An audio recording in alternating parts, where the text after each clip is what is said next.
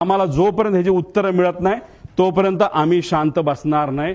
आता ह्याच्यामध्ये आदल्या दिवशी 27 जानेवारीला रोजच्या वेळेपत्रानुसार दादा संध्याकाळी म्हणजे जेव्हा कॅबिनेटच्या बैठका झाल्या, दादा म्हणाले होते अधिकाऱ्यांना की 4-5 तास मी माझी कामं करेल, काही अधिकारी मला माझ्या पार्टीतले काही अधिकारी भेटणार आहे आणि काही नेते भेटणार आहेत आणि काही कर्मचारी भेटणार आहेत, त्यांच्याशी मी चर्चा करेल आणि मग मी मुंबईला जाईल असा दादांचा त्याच्यामध्ये त्या ठिकाणी अंदाज होता। ताफा सुद्धा लागला होता।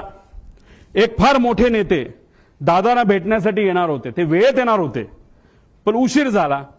ते उशिरा आल्यामुळे आणि चर्चा उशीरपर्यंत सुरू राहिल्यामुळे दादांचा वेळ त्याच्यामध्ये गेला आणि 5-5:30 ला जे दादा गाडीने जाणार होते ते गाडीने जाऊ शकले नाही, त्यांना पर्याय राहिला नाही, त्यांना विमान बुक करावं लागलं आणि म्हणून 7:13 म्हणजे संध्याकाळी दुसऱ्या दिवशीचं विमान हे आदल्या दिवशी म्हणजे 27 तारखेला तिथं बुक झालेलं आपण बघितलं।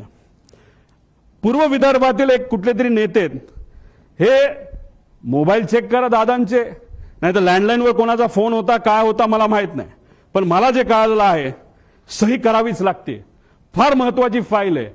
आणि मग ती फाईल कुठे हे जेव्हा बघितलं गेलं ती फाईल घरी नव्हती, ती फाईल मंत्रालयाच्या कार्यालयामध्ये होती दादांच्या। दादा कुठलीच फाईल मोकळी ठेवत नाहीत, पण अचानक ती फाईल तिथं होती।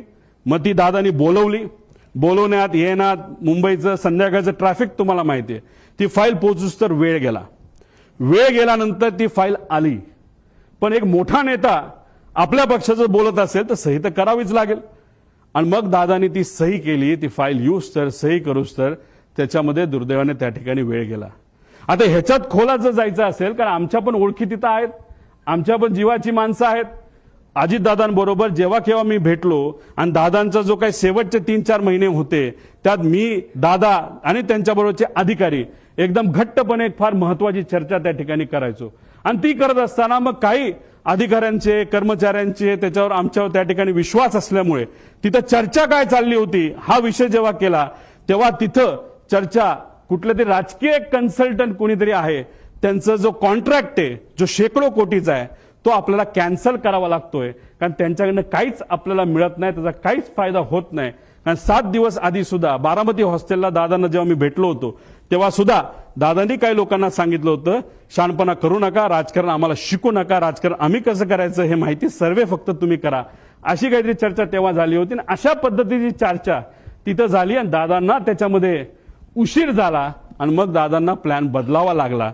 आता हे सगळे बॅकग्राऊंड तुम्हाला फक्त सांगतोय, त्याचं कारण असं की प्लॅन का बदलावा लागला। आता मी येतो 28 तारखेला। आता काही लोक म्हणतात उपमुख्यमंत्री आहेत, दादा कडक होते, शिस्तीचे होते, दादांनी सांगितलं असेल पायलटला ए बाबा उडलंच पाहिजे, पण दादांचं स्टेटमेंट तुम्ही बघा, ते स्वतःच्या मुखातून ते काय बोलतात। मला ते तिकडनं जाणं गरजेचं होतं कारण वैमानिकाचा नुकसान आला की उशीर झाला तर मला निघून जावं लागलं कारण ते अलीकडचं तास म्हणजे दादा कधी पण विमान उडवत असताना कॅप्टनला विचारायचं बाबांनो काय वाटतं, जायचं का नाही जायचं, उडायचं का नाही उडायचं, काय अडचण आहे, तुम्हाला जे वाटतं ते करा। एका ठिकाणी त्यांना यायचं होतं, मुंबईकडनं ते उडले पण होते, माझा अंदाज आहे 2-2.5 वर्षापूर्वीची गोष्ट असेल, हेलिकॉप्टरले होतं, लोणावळ्याला धुक्क वाढलं होतं। दादांना त्या कॅप्टनली सांगितलं थोडंसं दुःख जास्त आहे, रिस्क आहे, पण आपल्याकडे डबल इंजिन हेलिकॉप्टर आहे, अजिबात दादा काळजी करू नका। दादा म्हणले काय नाही, मुंबईला परत दे। दादा परत मुंबईला गेले आणि गाडीली पुण्याकडे त्या ठिकाणी आले। हे दादांची वस्तुस्थिती होती। दादांचं एक मत होतं जो एक्सपर्ट आहे, जो त्यातला एक्सपर्ट आहे त्याचा ऐका, अभ्यास करा, रिस्क उगाचच त्याच्यामध्ये त्या ठिकाणी घ्यायची नाही, अशी दादाची भूमिका होती।